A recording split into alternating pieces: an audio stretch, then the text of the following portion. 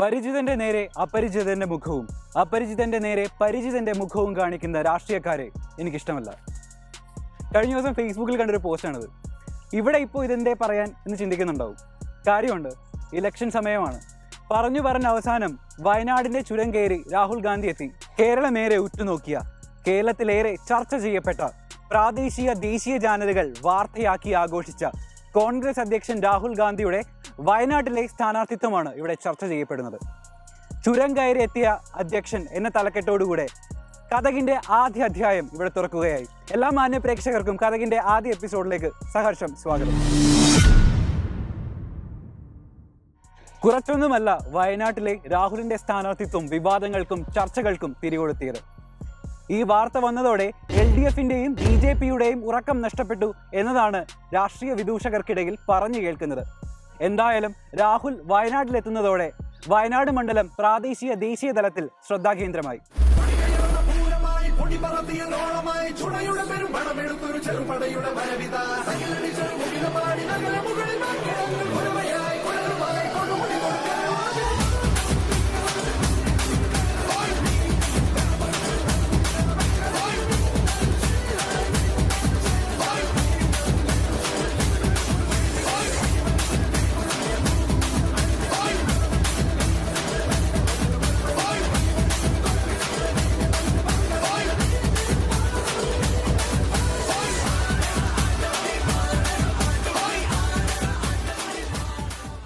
അതെന്താ രാഹുൽജി, ഈ ഇന്ത്യ മഹാലോകത്ത് ഇനി തെക്കേ മൂലക്കൽ കിടക്കുന്ന കേരളത്തിലെ ചുരം കയറി വന്ന് വയനാട്ടിൽ വന്ന് മത്സരിക്കാൻ?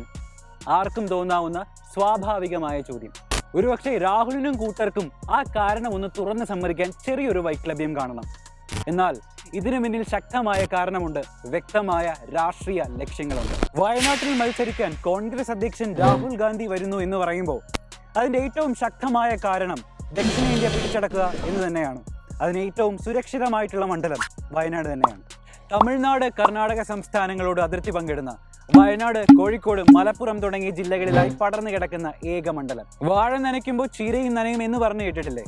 ഏതാണ്ട് അതൊക്കെ തന്നെയാണ് ഇവിടെയും. രണ്ടാമത്തെ കാര്യം, രാഹുലിന് മത്സരിക്കാൻ കഴിയുന്ന ഏറ്റവും സുരക്ഷിതമായ മണ്ഡലം.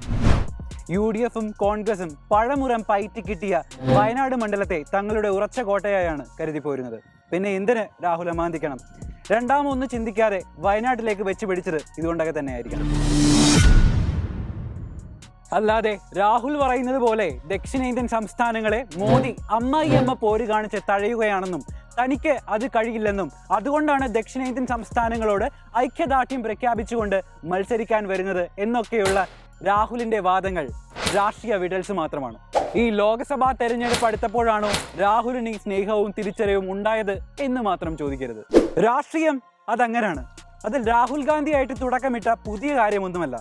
പല പാർട്ടികളുടെയും തലതൊട്ടപ്പന്മാർ തൊട്ടുള്ള ശീലവും സംസ്കാരവുമാണ്. ആ സന്ദർഭം പരമാവധി മുതലെടുക്കുക എന്നുള്ളതാണ് എക്കാലത്തെയും ഏറ്റവും വലിയ രാഷ്ട്രീയം. ഇലക്ഷൻ ഇല്ലാത്ത സാധാരണ കാര്യങ്ങളിൽ രാഷ്ട്രീയക്കാരൻ അസാധാരണമാവിധം പ്രശ്നങ്ങൾക്ക് മുൻപിൽ കണ്ണടച്ചു, കാതടച്ചു. ഇലക്ഷൻ വരുന്ന അസാധാരണമായ കാലത്ത് അവൻ കണ്ണും കാതും തുറന്ന് കാണേണ്ടാത്ത പലതും കാണും, കേൾക്കേണ്ടാത്ത പലതും കേൾക്കും. എന്നാലും സ്ഥാനാർത്ഥി പൂച്ചക്കുട്ടികൾ കണ്ണടച്ച് പാല് കുടിച്ചുകൊണ്ടേയിരിക്കും, തന്നെ അപഹസിക്കുന്നവരുടെ മുഖങ്ങളും ആമുഖങ്ങളും കാണാതിരിക്കുവാൻ. ദക്ഷിണേന്ത്യ കൈക്കലാക്കുവാൻ രാഹുൽ വയനാട്ടിലേക്ക് എത്തുമ്പോൾ ഒരുപോലെ അങ്കലാപ്പിലാണ് ചിരവൈരികളായ BJPയും ദേശീയ തലത്തിൽ സഹചാരികളായ ഇടതുപക്ഷവും. സിന്ദാബാദ് സിന്ദാബാദ് സിന്ദാബാദ് സിന്ദാബാദ് സിന്ദാബാദ് സിന്ദാബാദ്. രാഹുൽ അമേഠിയിൽ നിന്ന് ഒളിച്ചോടിയതാണെന്നും അമേഠിയിൽ ജയിച്ചാൽ വയനാടിനെ തഴയുമെന്നൊക്കെയുള്ള CPMന്റെയും BJPയുടെയും രാഷ്ട്രീയ സൂക്തങ്ങൾ രാഹുലിന്റെ വയനാട്ടിലെ സ്ഥാനാർത്ഥിത്വം ഇരുവരെയും ആശങ്കയിലാഴ്ത്തുന്നുണ്ട് എന്നുള്ളത് കൊണ്ട് തന്നെയാണ്. ഇനി രാഹുൽ എത്തുമ്പോൾ ദക്ഷിണേന്ത്യ പോയിട്ട് കേരളത്തിലെങ്കിലും ചെറിയൊരു തരംഗമുണ്ടാകുമോ എന്നത് കണ്ടു തന്നെ അറിയണം. കാരണം കേരളത്തിലെയും വയനാട്ടിലെയും തീർത്തും സാധാരണക്കാരായ ജനങ്ങൾക്ക് രാഹുൽ വന്നാൽ എന്ത്, പ്രിയങ്ക ഗാന്ധി വന്നാൽ എന്ത്? എന്തായാലും രാഹുലിന്റെ സ്ഥാനാർത്ഥിത്വം പ്രഖ്യാപിച്ചതോടെ BJPയുടെ പ്രചരണം പേടികൊണ്ടാണോ എന്തോ കൂടുതൽ ശക്തിയായി നടത്തി വരികയാണ്. പ്രകടനത്തിനിടയിൽ ഒരിക്കൽ പോലും തൊഴിലില്ലായ്മയെക്കുറിച്ചും കർഷകരുടെ കഷ്ടപ്പാടിനെ കുറിച്ചും സാധാരണക്കാരുടെ പട്ടിണിയെക്കുറിച്ചും ഒരിക്കൽ പോലും മിണ്ടുന്നില്ല.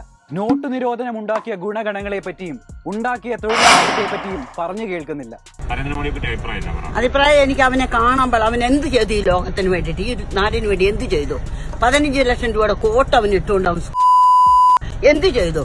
30 കിലോ അരി ഉണ്ടെന്ന് പറഞ്ഞു. ഞങ്ങൾക്ക് ഉമ്മൻചാണ്ടി സാർ ഭരിച്ചപ്പോൾ ഞങ്ങൾക്ക് 30 കിലോ അരി കിട്ടി. ആ അരി വരെ അവൻ കുറച്ചു. എനിക്ക് പോലും ഇന്ന് അരിയില്ല. അവൻ എന്താ ഈ ലോകത്തിന് വേണ്ടി ചെയ്തത്? നമുക്കൊന്നും ചെയ്തിട്ടില്ല. അവന്റെ തോലമണ്ട ഞാൻ ഒടിച്ചും പൊട്ടിക്കും. തോലമണ്ട ഇങ്ങോട്ട് വന്നിട്ടുണ്ട്. പെട്രോളിന്റെയും പാചക ഗ്യാസിന്റെയും വില കൂട്ടിയത് കേന്ദ്രം ഭരിക്കുന്ന കക്ഷിയുടെ കേരള നേതൃത്വം അറിഞ്ഞിട്ടേയില്ല.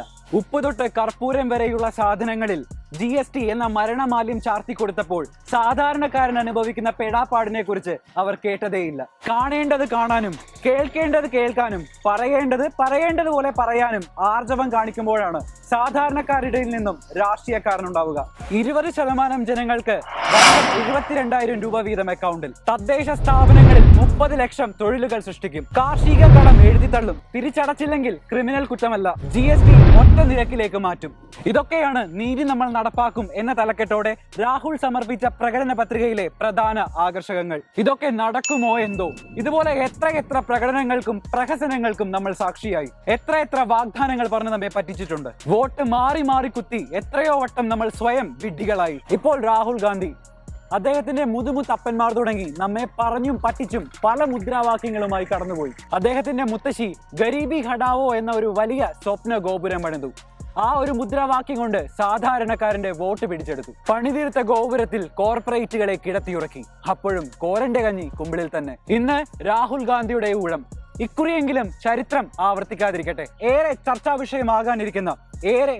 വിഷയമായ വയനാട് മണ്ഡലത്തിലെ കോൺഗ്രസ് സ്ഥാനാർത്ഥി രാഹുൽ ഗാന്ധിക്കും LDF സ്ഥാനാർത്ഥി PP സുനീറിനും NDA സ്ഥാനാർത്ഥി തുഷാർ വെള്ളാപ്പള്ളിക്കും എല്ലാവിധ വിജയ ആശംസകളും നേർന്നുകൊണ്ട് ഇന്നത്തെ കഥക് ഇവിടെ അടയ്ക്കുകയാണ്. വീണ്ടും മറ്റൊരു അധ്യായത്തിൽ മറ്റൊരു വിഷയവുമായി കാണാം എന്ന ശുഭപ്രതീക്ഷ നൽകിക്കൊണ്ട് വിടവാങ്ങുന്നത് ഗദ്ദാഫി യദാസ് വിത്ത് മൈ ക്യാമറമാൻ അജിത് എന്നും. നിങ്ങൾ കണ്ടുകൊണ്ടിരുന്നത് Kathak on our channel new year news.